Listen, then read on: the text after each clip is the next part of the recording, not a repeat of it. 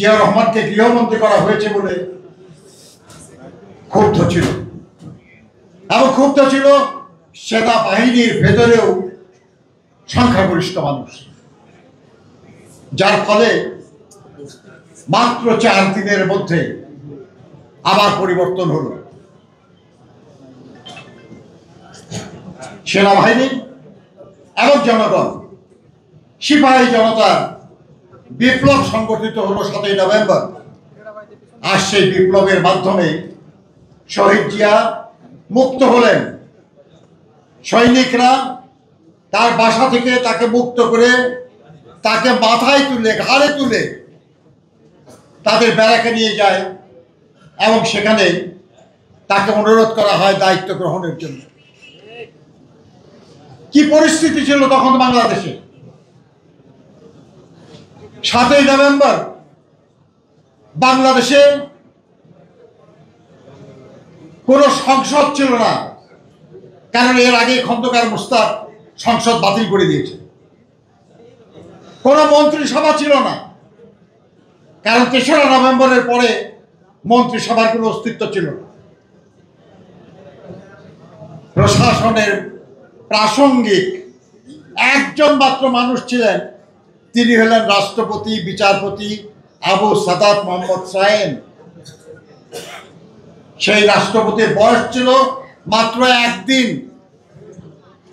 6 November তিনি শপথ নিয়েছিলেন রাষ্ট্রপতি এবং প্রধান সামরিক আইন প্রশাসক। তাহলে জিয়াউর রহমান সাহেবকে যখন অনুরোধ করা হলো রাষ্ট্র পরিচালনার দায়িত্ব দেওয়ার, সেই সময় বাংলাদেশের অবস্থাই ছিল যে বাংলাদেশে কোনো সংসদ নাই, কোনো মন্ত্রিসভা নাই, সারা দেশে বিশৃঙ্খলা। ক্যান্টনমেন্টে পর্যন্ত সামরিক কর্মকর্তাদেরকে বাসায় ঢুকে হত্যা করা হচ্ছে। 3রা নভেম্বর একটা কু হয়েছে, 15ই আগস্টে একটা ঘটনা হয়েছে, 7ই নভেম্বরে আর একটা পরিবর্তন। অর্থাৎ সেনাবাহিনীতেও একটা বিশৃঙ্খল অবস্থা, প্রশাসনের বিশৃঙ্খল অবস্থা, দেশের অর্থনীতি বিপর্যস্ত। এরকম সময়ে দায়িত্ব গ্রহণ সাংঘাতিক সাহসিকতার ব্যাপার। কিন্তু এই অনুরোধ করা হলো কাকে? মেজর জেনারেল জিয়াউর রহমানকে,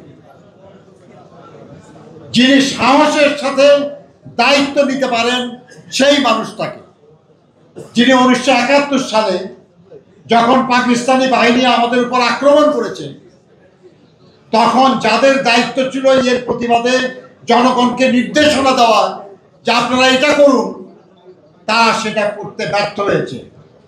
তারা কেউ পালিয়ে গেছে, কেউ বন্দিত্ব বরণ করেছে। ওই সময়ে একজন সেনা কর্মকর্তা মেজর জিয়াউর রহমান সাহস করে বলেছিলেন, উই রিভল্ট, আমরা বিদ্রোহ করলাম। সেই জিয়াউর রহমান, যিনি তার ইউনিটে ফিরে তার কমান্ডার তাকে হত্যা করে